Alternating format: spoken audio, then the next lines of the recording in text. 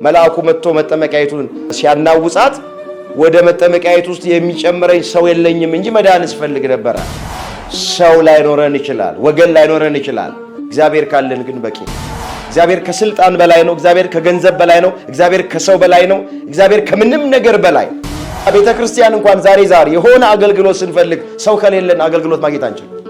በየቦታው ሰው ያስፈልጋል። ዛሬ ግን አይዟችሁ፣ ይሄ ድምጽ የሚሰማችሁ ወንድም ባይኖረን፣ እህት ባይኖረን፣ እናት አባት ባይኖረን፣ ባልንጀራ ባይኖረን እግዚአብሔር ካለን በቂ ነው። ተነስ አለው። አልጋን ተሸክመ ሂድ አለው።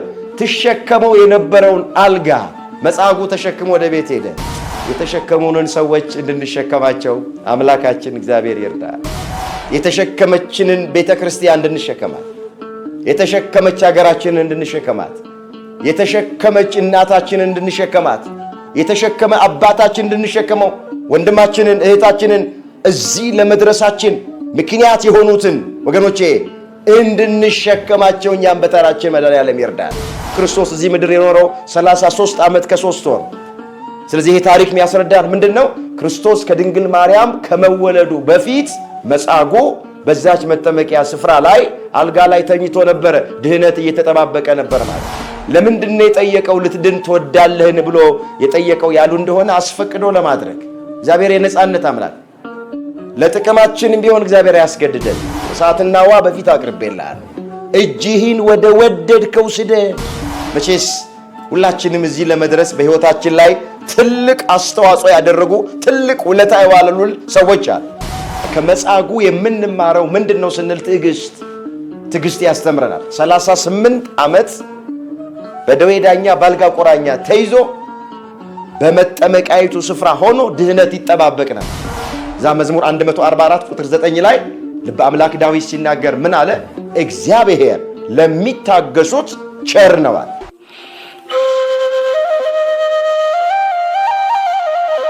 በስመ አብ ወወልድ ወመንፈስ ቅዱስ አሃዱ አምላክ አሜን። ለዛሬ እግዚአብሔር በሰጠን ጊዜና ሰዓት የምንማማርበት የትምህርታችን ርዕስ የሚሆነው ተነሳና አልጋህን ተሸክመ ሂድ የሚል ይሆናል።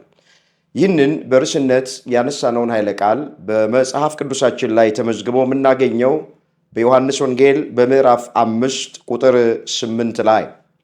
ርዕሱን የመረጥንበት ምክንያት ሁላችን እንደምናውቅ አሁን ያለነው በአብይ ጾም 4ኛው ሰንበት ላይ ነው።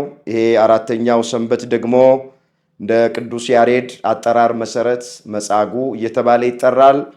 በቅዳሴው መካከልም የሚነበብልን ወንጌል የዮሐንስ ወንጌል ምዕራፍ 5 ከቁጥር 1 ጀምሮ ነው።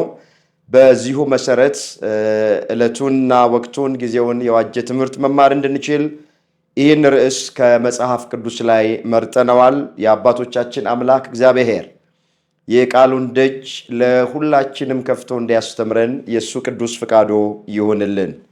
ተነሳና አልጋህን ተሸክመ ሂድ። ይህንን በርዕስነት ያነሳነውን ኃይለ ቃል በዚህ ስፍራ ላይ የተናገረው ጌታችን መድኃኒታችን ኢየሱስ ክርስቶስ የተናገረው ቃሉ ለጊዜው የተነገረው 38 ዓመት በደዌ ዳኛ በአልጋ ቁራኛ ለነበረ ለአንድ ህመምተኛ የተነገረ ቃል። ሙሉ ታሪኩ በዮሐንስ ወንጌል በምዕራፍ 5 ከቁጥር 1 ጀምሮ የተመዘገበ ነው። ከዚህ በኋላ የአይሁድ በዓል ነበር። ኢየሱስ ወደ ኢየሩሳሌም ወጣ። በኢየሩሳሌም በበጎች በር አጠገብ በዕብራይስጥ ቤተ ሳይዳ የምትባል አንዲት መጠመቂያ ነበረች፣ 5 መመላለሻም ነበረባት ብሎ ታሪኩ ይጀምራል። እንግዲህ ጌታችን ኢየሱስ ክርስቶስ የአይሁድ በዓል ነበር፣ ወደ ኢየሩሳሌም ወጣ ይላል። ባለፈው ሳምንት ስለ ምኩራብ ስንማማር ታስታውሱ እንደሆነ ኢየሱስ ክርስቶስ የፋሲካን በዓል ለማክበር ወደ ኢየሩሳሌም ወጣ የሚል ነው ታሪኩ ሲጀምር። አሁንም የአይሁድ በዓል ነበርና ወደ ኢየሩሳሌም ወጣ ይላል። የሳምንቱ የፋሲካ በዓል የመጀመሪያው ፋሲካ ነበረ። ይሄ ሁለተኛው የፋሲካ በዓል ነው። ክርስቶስ የሚሰቀለው በ4ኛው ፋሲካ ወደ ኢየሩሳሌም ወጣ ይላል እና በኢየሩሳሌም በበጎች በር አጠገብ በዕብራይስጥ ቤተ ሳይዳ ተብላ የምትጠራ አንዲት መጠመቂያ ነበረች ይላል። እግረ መንገዳችንን ክርስቶስ በዚህ በዮሐንስ ወንጌል ብቻ 4 ሰዎችን ብቻቸውን አገልግሏቸዋል። በመጀመሪያ በዮሐንስ ወንጌል ምዕራፍ 3 የማታው ተማሪ ኒቆዲሞስን ብቻውን አገልግሎታል። ሁለተኛ በዮሐንስ ወንጌል ምዕራፍ 4 ያቺ ሳምራዊቷ ሴት ውሃ ልትቀዳ ወደ ምንጭ የወረደችዋን ሴት ብቻዋን አገልግሏታል። ሶስተኛ አሁን የዮሐንስ ወንጌል ምዕራፍ 5 አሁን የምንመለከተው መጻጉዕን ብቻውን አገልግሎታል። አራተኛ በዮሐንስ ወንጌል ምዕራፍ 8 ላይ ታሪኳ የተመዘገበላት ያቺ ዘማዊቷ ሴትን ብቻዋን አገልግሏታል። ክርስቶስ አንድንም ሰው አገልግሏል፣ 5000 ሰውም አገልግሏል። ይሄ ምንድነው የሚያስተምረን? ጥቂትም ሰው ይኑር ብዙም ሰው ይኑር ሁሉንም ሰው ማገልገል እንደሚገባን ክርስቶስ እግረ መንገድ ያስተምረናል። ከኔ ተማሩ ነው ያለ። ብዙዎቻችን ሰው ካልበዛ ለማገልገል ሞራልም የለንም፣ ፈቃደኞችም አይደለን። ኢየሱስ ክርስቶስ ግን አንድን ሰውን አገልግሏል፣ 5000 ሰው ላይ ቆሞም አገልግሏል። እግዚአብሔር አምላካችን የሱን ፈለግ እንድንከተል በቁጥር ሳንወሰን ባገኘነው ዕድል ሁሉ በተጠራንበት ቦታ ሁሉ ታምነን እንድናገለግል መድኃኔዓለም ሁላችንን ይርዳል። እንመለስ ወደ ቀደመ ነገራችን።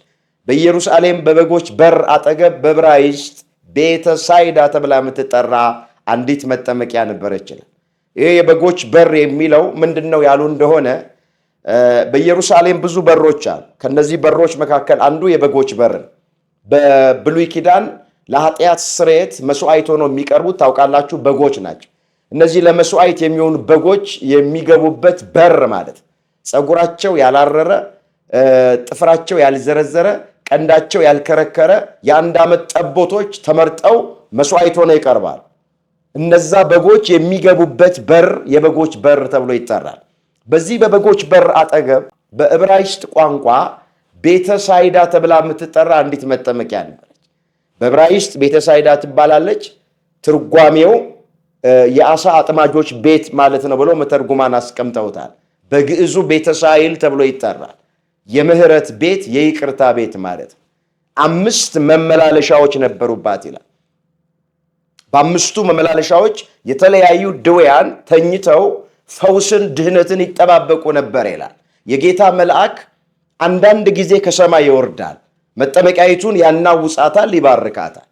ቀድሞ የገባ ወደ መጠመቂያይቱ ካለበት ከማናቸውም አይነት ደዌ ይፈወስ ነበረ ነው የሚል። ይሄ ትልቅ ምስጢር አለው። በቤተክርስቲያን ትርጓሜ ወንጌሉን ስናነብ 5ቱ መመላለሻዎች የ5ቱ አማደ ምስጢር ምሳሌ ናቸው። 5ቱ አማደ ምስጢር የሚባሉት ምስጢረ ሥላሴ፣ ምስጢረ ሥጋዌ፣ ምስጢረ ጥምቀት፣ ምስጢረ ቁርባንና ምስጢረ ትንሣኤ የዚህ ምሳሌ ነው። 5ቱ መመላለሻዎች መልአኩ የቀሳውስት የካህናት ምሳሌ ነው። ያቺ መጠመቂያይቱ ደግሞ የጸበል ምሳሌ ናት። መልአኩ ከሰማይ ይወርድና መጠመቂያይቱን ይባርካታል። ያኔ ትናወጻለች። ቀድሞ የገባ አንድ ሰው ካለበት ደዌ ይፈወሳል። መልአኩ ስለምን ይወርድ ነበረ ብለው ያሉ እንደሆነ ስለ 2 ነገር ይወርዳል። አንደኛ መስዋዕቱን ለማሳረግ፣ ሁለተኛ መጠመቂያይቱን ለመባረክ። ታውቃላችሁ ጸሎት ሁሉ የሚያደርገው በቅዱሳን መላእክት። የቅዱሳን መላእክት አገልግሎታቸው በርካታ ቢሆንም አንደኛው የሰው ልጆችን ጸሎት ቅድመ እግዚአብሔር ማድረስ ነው። መጽሐፍ እንደዚህ ይላል። ራዕየ ዮሐንስ ምዕራፍ 8 ቁጥር 4 ላይ ከዕጣኑ ጢስ ጋራ የቅዱሳን ጸሎት ሁሉ ከመልአኩ እጅ ወደ እግዚአብሔር ፊት ወጣ ነው የሚለው። ስለዚህ ቅዱስ ሚካኤል፣ ቅዱስ ገብርኤል፣ ሌሎቹም መላእክት ስራቸው ምንድነው ስንል የኛን ጸሎት ወደ እግዚአብሔር ማሳረግ ነው። ቅዱስ ሚካኤል ጸሎታችንን ያሳርግልን። እንመለስ ወደ ቀደመ ነገራችን። መልአኩ ከሰማይ ይወርዳል፣ መጠመቂያይቱን ይባርካታል። ቀድሞ የገባ ሰው ካለበት ደዌ ይድናል። አንድ ሰው ብቻ ነበር ሚድነው። አንድ ሰው ብቻ መዳኑ በብሉይ ኪዳን የነበረው ድህነት ፍጹም እንዳልሆነ የሚያጠይቅ አለመቅረቱ ደግሞ ምንም እግዚአብሔር በዘመኑ ያሉትን ሕዝቦች ቢያዝንባቸውም ፈጽሞ እንዳልተዋቸውና እንዳልረሳቸው የሚያመለክት ቃል። እዛ መጠመቂያ ጋር እንመለስ ወደ ቀደመ ነገራችን። ከ38 ዓመት ጀምሮ በደዌ ዳኛ በአልጋ ቁራኛ የተያዘ አንድ በሽተኛ ሰው ነበር ይላል። በዓይነ ሕሊናችሁ ሳሉት 38 ዓመት ሞልቶታል። ታውቃላችሁ ክርስቶስ እዚህ ምድር የኖረው 33 ዓመት ከ3 ወር። ስለዚህ ይህ ታሪክ የሚያስረዳን ምንድን ነው? ክርስቶስ ከድንግል ማርያም ከመወለዱ በፊት መጻጉዕ በዛች መጠመቂያ ስፍራ ላይ አልጋ ላይ ተኝቶ ነበረ። ድህነት እየተጠባበቀ ነበር ማለት ነው። ብዙ ጊዜ ታሞ እንደቆየ ክርስቶስ አወቀና አንድ ጥያቄ ጠየቀው ይላል። ልትድን ትወዳለህን አለ። ዝም ብሎ ማዳን ይችላል። መዳን እንደሚፈልግም ያውቃል። ለምንድነው የጠየቀው? ልትድን ትወዳለህን ብሎ የጠየቀው ያሉ እንደሆነ አስፈቅዶ ለማድረግ። እግዚአብሔር የነጻነት አምላክ፣ ለጥቅማችንም ቢሆን እግዚአብሔር ያስገድደን። መጽሐፍ ምንድን ነው የሚለው? እሳትና ውሃ በፊት አቅርቤልሃል፣ እጅህን ወደ ወደድከው ስደድ። እዛ መጽሐፈ ሲራክ ምዕራፍ 15 ቁጥር 16 ላይ የተመዘገበ የእግዚአብሔር ቃሉን አስተውሉ። እሳትና ውሃ በፊት አቅርቤልሃል፣ እጅህን ወደ ወደድከው ስደድ። እሳት የተባለው ወገኖቼ ሞት ነው። ውሃ የተባለው የዘላለም ሕይወት። ውሃ ለጊዜው ይቀዘቅዛል፣ እየቆየን ስንሄድ ስንለምደው ግን ውጡ ውጡ አይልም፣ ደስ ይላል። በውሃ የተመሰለው የዘላለም ሕይወት። እሳት የተባለው ደግሞ ወገኖቼ ሞት ነው፣ ገሃነመ እሳት ነው። ስለዚህ እግዚአብሔር እሳትና ውሃ፣ ሞትና ሕይወት በፊት አቅርቤልሃለሁ፣ እጅህን ወደ ወደድከው ስደድ። ማንንም አስገድዶ እግዚአብሔር ጽድቅ ስሩ አይልም፣ ማንንም ደግሞ ኃጢአት ስሩ አይልም። ነፃ ፈቃድ ሰጥቶናል። እንደ እግዚአብሔር ያለ የነፃነት አምላክ ማንም ሰው የለም። የእግዚአብሔር ልጆች ምንድን ነው የሚለው መጽሐፍ? በነፃነት እንድንኖር ክርስቶስ ነፃ አወጣን ተብሎ እዛ ገላትያ ምዕራፍ 5 ቁጥር 1 ጀምሮ ተመዝግቧል። አምላካችን እግዚአብሔር የነፃነት አምላክ። ዛሬ ሰው ወዶ መጥቶ ቅዳሴ ማስቀደስ ይችላል፣ መጾም ይችላል፣ መጸለይ ይችላል፣ ቃሉን መስማት ይችላል፣ እግዚአብሔርን ማምለክ ይችላል፣ መንፈሳዊ መሆን ይችላል። ያለ ደግሞ ሰዎች በዓለም ውስጥ መኖር ይችላል። ፈቃዱን እየፈጸመ ኃጢአት እየሰራ መኖር ይችላል። ሁሉም ግን በጊዜውና በሰዓቱ የዘራውን ያጭዳል፣ ደሞዝ ይከፈለዋል። የኃጢአት ደሞዝ ሞት ነው ተብሎ ስለተጻፈ ከእግዚአብሔር ርቀው ከእግዚአብሔር ተለይተው የሥጋቸውን ፍቃድ ብቻ እየፈጸሙ የሚኖሩ ሰዎች አንድ ቀን ደሞዝ ይከፈላቸዋል። መጽሐፍ እነሆ በቶሎ እመጣለሁ፣ ለእያንዳንዱ እንደ ሥራው መጠን እከፍለው ዘንድ ዋጋዬ ከኔ ጋር ነው። ጻድቁ ጽድቅ ያደርግ፣ ኃጢአተኛውም ኃጢአትን ይስራ ነው የሚል። ጻድቁን መስረቅ ይችላል፣ ኃጢአተኛውም ኃጢአት መስራት ይችላል። ግን አንድ ቀን አለች ለሁሉም እንደ ሥራው መጠን የሚከፈልበት። ስለዚህ አምላካችን እግዚአብሔር የነፃነት አምላክ። ልትድን ትወዳለህን ብሎ የጠየቀው ነፃ ፈቃዱን ተጠቅሞ የወደደውን እንዲያደርግለት። ወዲያው ምን አለ መጻጉዕ? ጌታ ሆይ አለ፣ ውሃው በተናወጠ ጊዜ በመጠመቂያይቱ ውስጥ የሚያኖረኝ ሰው የለኝም፣ ነገር ግን እኔ ስመጣ ሳለው ሌላው ቀድሞኝ ይወርዳል ብሎ መለሰለታል። ሰው የለኝም፣ መዳን እፈልግ ነበራል፣ ነገር ግን ሰው የለኝም። የእግዚአብሔር ልጆች መጻጉዕ የተናገረው ቃል ዛሬ ብዙዎቻችን የምንናገረው ቃል ሰው የለኝም ነው ያለ። እግዚአብሔር ከስልጣን በላይ ነው። እግዚአብሔር ከገንዘብ በላይ ነው። እግዚአብሔር ከሰው በላይ ነው። እግዚአብሔር ከምንም ነገር በላይ። አዎ ዛሬ የትም ቦታ ላይ ጉዳያችን የሚፈጸምልን ሰው ካለን፣ ተምረን ስራ ማግኘት የምንችለው ሰው ካለን። ስንቶች ናቸው ዛሬ 2 እና 3 ዲግሪ ይዘው ሰው ስለሌላቸው ስራ አጥተው ቁጭ ያሉት? ሐኪም ቤት ሄደን እንኳን ሕክምና ለማግኘት ገንዘብ ስላለን ብቻ መታከም አንችልም። ሰው ያስፈልገናል። የትም ቦታ ቤተክርስቲያን እንኳን ዛሬ የሆነ አገልግሎት ስንፈልግ ሰው ከሌለን አገልግሎት ማግኘት አንችልም። በየቦታው ሰው ያስፈልጋል። ዛሬ ግን አይዟችሁ፣ ይሄ ድምፅ የሚሰማችሁ ወንድም ባይኖረን፣ እህት ባይኖረን፣ እናት አባት ባይኖረን፣ ባልንጀራ ባይኖረን እግዚአብሔር ካለን በቂ ነው። እሱ ከእናት በላይ እናት ነው፣ ከአባት በላይ አባት ነው፣ ከእህት በላይ እህት ነው፣ ከወንድም በላይ ወንድም ነው። እንደ እግዚአብሔር ያለ ማንም የለም ተብሎ ተጽፏል። ሰው የለኝም አትበሉ። እግዚአብሔር ካለን በቂ ነው። ሰውን ሰው የሚያደርገው እግዚአብሔር። ለእግዚአብሔር ከተመቸ ነው፣ እግዚአብሔርን ተስፋ ካደረግ ነው፣ እግዚአብሔርን ካመን ነው። በየቦታው እግዚአብሔር ሰው ያዘጋጃል። በኦሪት ዘዳግም ምዕራፍ 33 ቁጥር 26 ላይ እንደ እግዚአብሔር ያለ ማንም የለም ተብሎ ተጽፏል። ስለዚህ እግዚአብሔር ካለን ከበቂ በላይ ነው። እንመለስ ወደ ቀደመ ነገራችን። ልትድን ትወዳለህ ወይ ተብሎ ሲጠየቅ መዳን ወድ ነበረ፣ ነገር ግን መልአኩ መጥቶ መጠመቂያይቱን ሲያናውጻት ከአልጋ ላይ አንስቶ ወደ መጠመቂያይቱ ውስጥ የሚጨምረኝ ሰው የለኝም አለ። ወዲያው ክርስቶስ ለዚህ ሰው ምን አለው? ተነስ አለው፣ አልጋህን ተሸክመ ሂድ አለ። ወዲያው ተሸክሞ የነበረውን አልጋ መጻጉዕ ተሸክሞ ታሪኩ ተቀይሮ ነገሩ ተገልብጦ የካርድ ሳይባል ኤክስሬይ ሳይባል አልትራሳውንድ ሳይባል ዶክተሩ ሲገባ ጠብቅ ሳይባል በቃሉ ብቻ ክርስቶስ ፈወሰው። ክብር ምስጋና ለአምላካችን ለእግዚአብሔር ይሆን።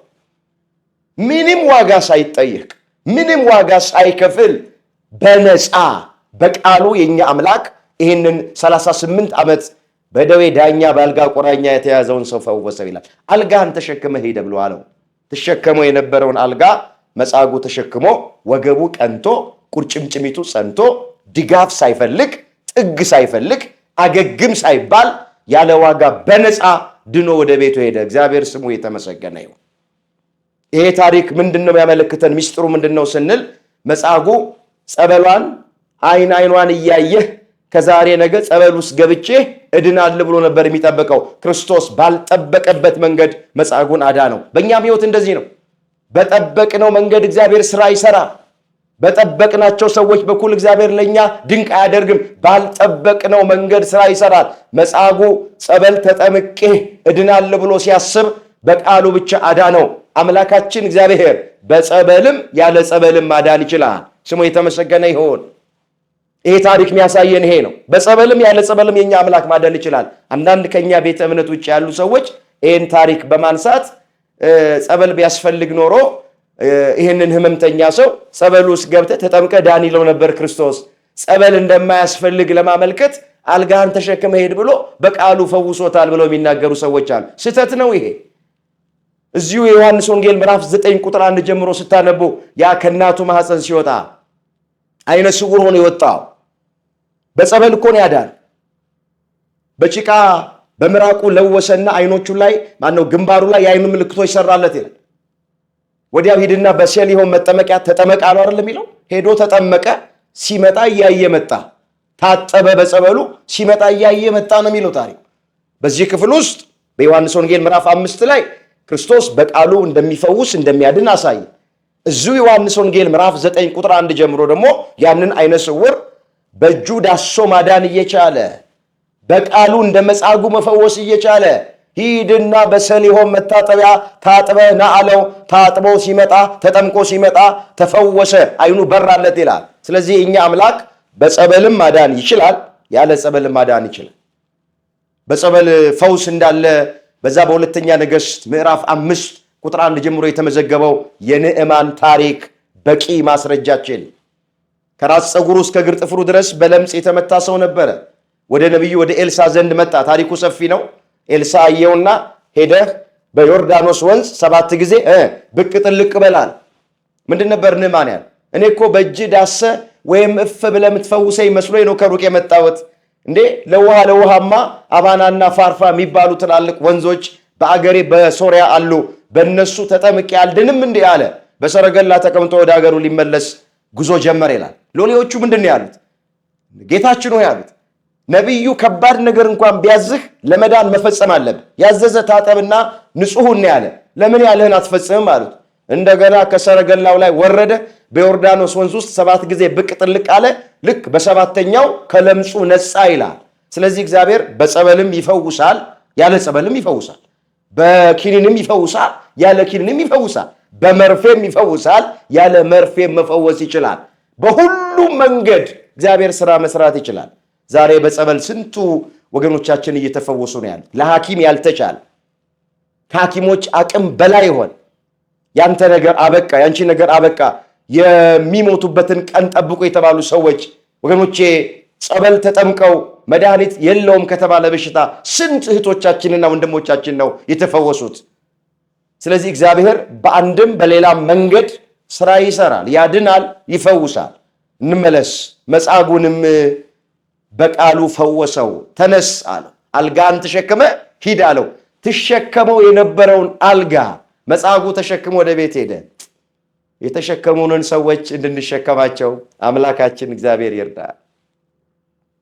የተሸከመችንን ቤተ ክርስቲያን እንድንሸከማት፣ የተሸከመች ሀገራችንን እንድንሸከማት፣ የተሸከመች እናታችንን እንድንሸከማት፣ የተሸከመ አባታችን እንድንሸከመው፣ ወንድማችንን እህታችንን እዚህ ለመድረሳችን ምክንያት የሆኑትን ወገኖቼ እንድንሸከማቸው እኛም በተራችን መድኃኔዓለም ይርዳል።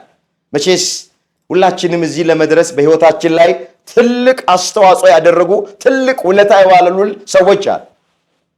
መጻጉዕ 38 ዓመት የተሸከመችውን አልጋ አልረሳትም። ከዳነ በኋላ ተሸክሟት ነው ወደ ከተማ የገባው። ተሸክሟት ነው ወደ ቤቱ የገባው። ይሄ ድምፅ የሚሰማችሁ እናቶቼ፣ አባቶቼ፣ ወንድሞቼ፣ እህቶች ዛሬ የደረስንበት ቦታ የደረስነው ለእኛ ዋጋ ይከፈለዋል። እኛን ውለታ የዋሉልን የተሸከሙን ሰዎች አሉ። ክርስትና ማለት አዎ ውለታ የዋሉልንን እኛን የተሸከሙልንን በጎ ያደረጉልንን ሰዎች አለመርሳት። ቤተክርስቲያንን አትርሱ፣ አገራችሁን አትርሱ፣ እናታችሁን አትርሱ። 9 ወር ከ5 ቀን በማህፀን የተሸከመች እናት፣ ጡቶቿን አጥብታ ያሳደገችን እናት፣ በጀርባዋ ያዘለች እናት፣ ብዙ ዋጋ የከፈለች እናት። እናታችሁን አትርሱ፣ አባታችሁን አትርሱ። መጻጉዕ ይሄንን ያስረዳናል። ተሸክሞ የነበረውን አልጋ ተሸክሞ ወደ ቤቱ ሄደ ይላል። ታሪኩ ሰፊ ነው። ያም ቀን ሰንበት ነበርና ይላል። ስለዚህ አይሁድ የተፈወሰው ሰው ሰንበት ነው፣ አልጋህን ልትሸከም አልተፈቀደልህም አሉት። እርሱ ግን ያዳነኝ ያ ሰው አልጋህን ተሸክመ ሂድ አለኝ ብሎ መለሰላቸው። አሁን 38 ዓመት ታሞ የነበረው ሰው በመዳኑ ሊደሰቱ ሲገባቸው ለሰንበት ተቆርቋሪ ሆነው ቀረቡ አይሁድ። እውነት ለሰንበት ተቆርቁሮ አይደለም፣ እነሱ ክርስቶስን ፈለጋል። ኋላ የሚሰቅሉት ነው፣ በጅራፍ የሚገርፉት ነው፣ ጎኑን በጦር የሚወጉት ነው፣ ምክንያት እየፈለጉበት ነው። ክርስቶስን ማጥቃት ፈልገው እንጂ ለሰንበት ተገደውና ለሰንበት ተቆርቁሮ አይደለም። ሰንበት ስለሆነ አልጋ ልትሸከም አልተፈቀደልህም አሉት። ማን ነው የፈቀደልህ አሉት። እሱም እንዲህ አላቸው፣ ያዳነኝ ያ ሰው አልጋህን ተሸክመ ሂድ አለኝ ብሎ መለሰላቸው። እነርሱም አልጋህን ተሸክመ ሂድ ያለ ያ ሰው ማን ነው ብለው ጠየቁት። ስሙ ማን ነው ብለው ጠየቁት። ዳሩ ግን በዚያ ስፍራ ሕዝቡ ብዙ ስለነበረ ኢየሱስን ፈቀቅ ብሎ ነበርና የተፈወሰው ሰው ማን እንደሆነ አላወቀም። ያዳነው ማን እንደሆነ አላወቀም፣ ረሳ። እንኳን እንደዚህ አይነት ትልቅ ተአምራት ያደረገለትን ሰው ይቀርና ጥቂት ያደረገም ሰው መረሳት አልነበረበትም። መጻጉዕ ግን ያዳነውን ረሳ። አዎ የዳነው መጻጉዕ ያዳነው ኢየሱስ ክርስቶስን ረሳው። ከ38 ዓመት ደዌ የፈወሰውን፣ ታሪኩን የቀየረለትን፣ ነገሩን የገለበጠለትን፣ ቀና ብሎ እንደሄድ ያደረገውን፣ ከሰው የቀላቀለውን ወገኖቼ ኢየሱስ ክርስቶስን ረሳ። ያዳነኝ ማን እንደሆነ አላውቅም አለ። ዛሬ ብዙዎቻችን እንደዚህ አይደለም? ለሰው ማይቻለውን እግዚአብሔር ያለ ዋጋ በነፃ ካደረገልን በኋላ ከአቅማችን በላይ የሆነውን ነገር፣ ተራራ የሆነብንን ነገር ደልዳላ ሜዳ እግዚአብሔር ካደረገልን በኋላ ባህር ከፍሎ እግዚአብሔር በደረቅ ካሻገረን በኋላ የኔ ነገር አበቃ አለቀ ብለ ሞታችንን ስንጠባበቅ ዕድሜ ከጨመረልን በኋላ ከሰው ከቀላቀለን በኋላ ከዳንን ከተፈወስን በኋላ ብዙዎቻችንን እግዚአብሔር ረስተን ይልን። ምን ይላሉ አባቶች? ታሞ የተነሳ እግዚአብሔርን ረሳ ይላል። መጻጉዕ ከዳነ በኋላ ከተፈወሰ በኋላ ያዳነውን ረሳ። እሱ ብቻ አይደለም፣ ዛሬም ብዙዎቻችን በዚህ ዘመን ያዳነንን፣ በሕይወታችን ድንቅ ያደረገልንን፣ ታሪካችንን የቀየረልንን፣ ነገራችንን የገለበጠልንን፣ የልባችን መሻት የፈጸመልንን ረስተነዋል። አምላካችን እግዚአብሔር ውለታውን እያሰብን ከእሱ ጋር በሃይማኖት ተጣብቀን እንድንኖር መድኃኔዓለም ሁላችንን ይርዳን። በመቅደስ ውስጥ አገኘው ይላል መጽሐፉ። እንደዚህ አለው ኢየሱስ ክርስቶስ። እዚህ የዮሐንስ ወንጌል ምዕራፍ 5 ቁጥር 14 ጀምሮ የተመዘገበ ቃል። ከዚህ በኋላ ኢየሱስ በመቅደስ አገኘውና እነሆ ድነሃል አለ። ከዚህ የሚብስ እንዳይደርስብህ ወደፊት ኃጢአት አትስራ አለ። ይሄ የሥጋ ደዌ ነው። አዎ የነፍስ ደዌ እንዳይገጥምህ ወደፊት አትበድል፣ ወደፊት ኃጢአት አትስራ አለ። የቤተ ክርስቲያን ሊቃውንት እንደሚናገሩት ኋላ ላይ ዳግም እግዚአብሔርን በድሎ ታሪኩ ሰፊ ነው፣ በነፍሱ ደዌ እንዳገኘው የቤተ ክርስቲያን ታሪክ ይነገራል። አሁን እኛ ምን እንማራለን የሚለውን እስኪ እንመልከት ወገኖቼ። በመጀመሪያ ከመጻጉዕ የምንማረው ምንድን ነው ስንል ትዕግስት ያስተምረናል። 38 ዓመት በደዌ ዳኛ ባልጋ ቁራኛ ተይዞ በመጠመቃይቱ ስፍራ ሆኖ ድህነት ይጠባበቅ ነበር። ለ38 ዓመት አስተውሉት። ከዕድሜው ከግማሽ በላይ ማለት ይቻላል። ለመጽሐፍ የሰው ዕድሜው 70 ቢበዛ 80 ነው። ስለዚህ የዕድሜውን ግማሽ ያክል በዚያ ስፍራ ላይ በትዕግስት ሆኖ ድህነትን ይጠባበቅ ነበረ። ስለዚህ ይሄ መጻጉዕ መጀመሪያ የሚያስተምረን ትዕግስት ነው። አምላካችን እግዚአብሔር የዚህን ሕመምተኛ ትዕግስት ለሁላችንም በቸርነቱ ያድለን። መጽሐፍ ምንድን ነው የሚለው? እግዚአብሔር ለሚታገሱት ቸር ነው የሚለው። እዛ መዝሙር 144 ቁጥር 9 ላይ ልበ አምላክ ዳዊት ሲናገር ምን አለ? እግዚአብሔር ለሚታገሱት ቸር ነዋል። በሌላም ስፍራ ጠቢቡ ሰሎሞን ምን ብሎ ነው የተናገረው? በለሱን የጠበቀ ፍሬዋን ይበላል፣ ጌታውን የጠበቀ ይከብራል ነው የሚለው። እዛ መጽሐፈ ምሳሌ ምዕራፍ 27 ቁጥር 18 ላይ የተመዘገበ ቃል ትዕግስት ያስተምረናል። አሁን ብዙዎቻችን ትልቁ ችግራችን ከእግዚአብሔር በረከት ላለማግኘታችን፣ ጥያቄያችን ላለመመለሱ፣ የልባችን መሻት ላለመፈጸሙ ትልቁ ችግራችን ትዕግስት አልባዎች ነው። መድኃኔዓለም ወይ ውረድ ወይ ፍረድ የሚሉ ሰዎች፣ ዛሬ ካልተደረገ የሚሉ ሰዎች፣ አንድ መስሪያ ቤት እንኳን ጉዳያችን እንዲፈጸም ሄደን በትዕግስት መጠበቅ ብዙዎቻችን አንችልም። ትዕግስት አልባዎች ነን ብዙዎቻችን። ስለዚህ ክርስትና ማለት ትዕግስት ነው። መታገስ ያስፈልጋል። በመታገሳችሁ ነፍሳችሁን ታድናላችሁ ተብሎ ነው የተመዘገበው። ስለዚህ መጀመሪያ መጻጉዕ የሚያስተምረን ምንድን ነው ስንል በትዕግስት ሆኖ እግዚአብሔርን መጠበቅ። እግዚአብሔር ይመጣል። እግዚአብሔር ለሚታገሱት ቸር ነው። እንባችንን ያብሰዋል፣ ታሪካችንን ይቀይረዋል። ወገኖቼ የልባችንን መሻት ይፈጽመዋል፣ እንቆቅልሻችንን ይፈታዋል። ከኔና ከናንተ የሚጠበቀው እንደዚህ ህመምተኛ በትዕግስት ሆኖ መጠበቅ፣ ጾማችንን እየጾምን ውዳሴ ማርያማችንን እያደረስን ዳዊታችንን እየደገምን ወገኖቼ አገልግሎት ውስጥ ያለን አገልግሎታችንን እያገለገልን በተሰማራንበት መስክ ሁሉ ስርዓተ አምልኮውን እየፈጸምን በሃይማኖት ጸንተን በምግባር ቀንተን እግዚአብሔርን መጠበቅ። ይመጣል፣ ታሪክ ይቀይራል። ሲመጣ እሱ መካኒቱን ወላድ ያደርጋታል። ሲመጣ ጤና ላጡ ጤና ይሰጣቸዋል፣ ልጅ ላጡ ልጅ ይሰጣቸዋል። ወገኖች እንጀራ ላጡ እንጀራ ይሰጣቸዋል። የጎደለብንን ነገር በሙሉ በትዕግስት እንጠብቀው እንጂ ይመጣል። የመጀመሪያው ከመጻጉዕ የምንማረው እግዚአብሔርን በትዕግስት መጠበቅ። ሌላው ከዚህ ታሪክ የምንማረው ምንድን? ኢየሱስ ክርስቶስ ደግሞ የሰው ልጆችን እንደማይጸየፍ ይሄ ታሪክ ያስተምረናል። መቼስ ማዳኑ ብዙዎቻችንን አይደንቀን። መጻጉዕን ክርስቶስ ማዳኑ ብዙዎቻችን ሊደንቀን አይገባም። ለምን? እሱ አስቀድሞ የፈጠረው እሱ ስለሆነ። ጳውሎስ እንደተናገረ መልካሙን ሥራ እንድናደርግ ዘንድ በኢየሱስ ክርስቶስ ተፈጠርን ተብሎ እዛ ኤፌሶን 2 ቁጥር 10 ላይ ተጽፏል። የፈጠረው ክርስቶስ ነው ይሄን ሰው። ስለዚህ የፈጠረውን እንደገና መፈወሱና ማዳኑ ምንም አይደንቅም። ይሄ ፈጥሮታል። ስለዚህ ማዳኑ ብዙ አይደንቅ። አንድ የመኪና ካምፓኒ የሰራውን መኪና እንደገና አፍርሶ በትኖ መገጣጠም ይችላል። ለምን? መኪናውን አስቀድሞ የሰራው እሱ ስለሆነ ማለት ነው። ስለዚህ ክርስቶስ ይሄን ሰው ማዳኑ ሳይሆን የሚደንቀን በጣም የሚደንቀው አለመጸየፉ። በዓይነ ሕሊናችሁ ሳሉ 38 ዓመት ነው አልጋ ላይ ተኝቶ የነበረው። ሰው የለውም፣ ከአልጋ የሚያወርደው ከአልጋ የሚያወጣው ሰው የለውም። ሁሉን ነገር እዛው ላይ ነው የሚፈጽም። ስለዚህ ሰው ሁሉ የተጸየፈው ነው። ሰው ሁሉ ያገለለው ነው። ሰው ሁሉ ጀርባውን የሰጠው ነው። ብቸኛ ነው። ስለዚህ ክርስቶስ ሳይጸየፍ ቀርቦ ነው ያዳነው የፈወሰው። ስለዚህ ይሄ ታሪክ የሚያስረዳን የሚያስተምረን በሁለተኛ ደረጃ እግዚአብሔር ማንንም ሰው አይጸየፍ። በኦሪት ዘሌዋውያን ምዕራፍ 26 ቁጥር 12 ላይ ነፍሴ አትጸየፋችሁም ይላል የሰራዊት ጌታ እግዚአብሔር ተብሎ ተጽፈዋል። ሰው ሊጸየፈን ይችላል።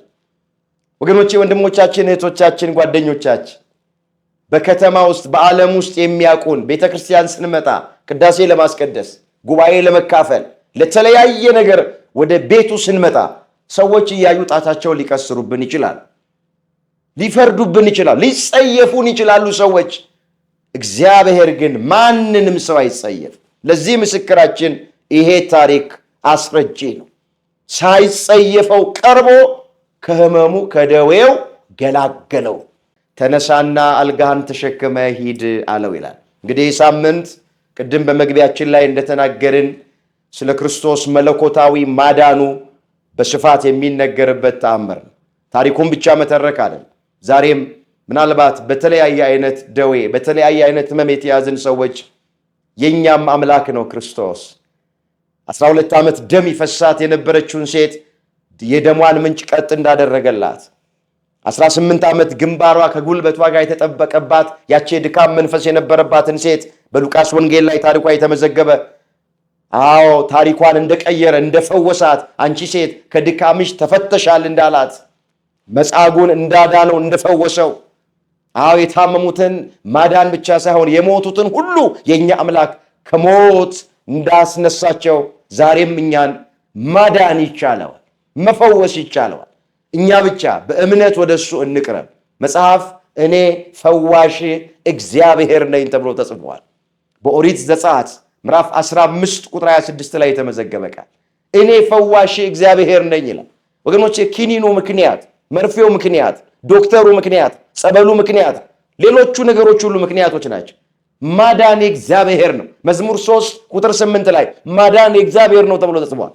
በሌላም ስፍራ እኔ ጤናህን እመልስልሃል ቁስልህንም እፈውሳለሁ ተብሎ ተጽፏል። እግዚአብሔር ጤናን ይመልሳል፣ ቁስልንም ይፈውሳል። ስለዚህ መጻጉዕ ተፈወሰ ማለት ብቻ ሳይሆን ዛሬም በተለያየ ህመም ውስጥ ያሉ ተስፋ ቆርጠው ያሉ እናቶቻችን፣ አባቶቻችን፣ ወንድሞቻችን፣ እህቶቻችን፣ ጓደኞቻችን ሊሆኑ ይችላል። ሄዳችሁ ንገሯቸው። አይዟችሁ በእግዚአብሔር እመኑ ትድናላችሁ በሏቸው። አይዞሽ በእግዚአብሔር እመኝ ትፈወሻለሽ በሏት። ስለዚህ እግዚአብሔር በጥቂትም ሆነ በብዙ ማዳን የሚቻለው አምላክ ነው። ሚሳነው አንዳች ነገር የለም። ስለ መጻጉዕ ብቻ ተርከን የምናበቃው አይደለም። በተለያየ ቦታ በጸበል፣ በሆስፒታል፣ በየቤት ውስጥ በጤና ማጣት ለሚንገላቱት፣ ለሚሰቃዩት፣ ለተጨነቁት፣ ተስፋ ለቆረጡት፣ የኔ ነገር አበቃልኝ ላሉት፣ በአጋንንት እስራት ለተያዙት አምላካችን እግዚአብሔር ፈውሱን በቸርነቱ ይላክልን፣ ማዳኑን ያድርግልን፣ ጤናቸውን ይመልስልን፣ ቁስላቸውን ይፈውስልን። ለምን ህመምተኞቹን ከህመሙ በላይ የሚጎዳቸው ተስፋ መቁረጡ ነው። ተስፋ ቆርጠው ቤታቸው የቀሩ ሰዎች አሉ። ባካችሁ አጽናኗቸው፣ በእግዚአብሔር ቃል አሳርፏቸው። አይዞህ በሉት ወንድማችሁን፣ አይዞሽ በሏት እህታችሁን። እግዚአብሔር ማዳን እንደሚችል መፈወስ እንደሚችል ንገሯቸው። የእግዚአብሔርን ማዳን መስክሩ። ይህን የምስራች ተናገሩ። ተነሳና አልጋህን ተሸክመ ሂድ። ያስተማረን የመከረን የገሰጸን የአባቶቻችን አምላክ እግዚአብሔር ስሙ የተመሰገነ ይሁን። ድንግል ማርያም ጣዕሟን በአንደበታችን ፍቅሯን በልባችን ትሳል። የሁላችንን መጨረሻ እግዚአብሔር ያሳምር።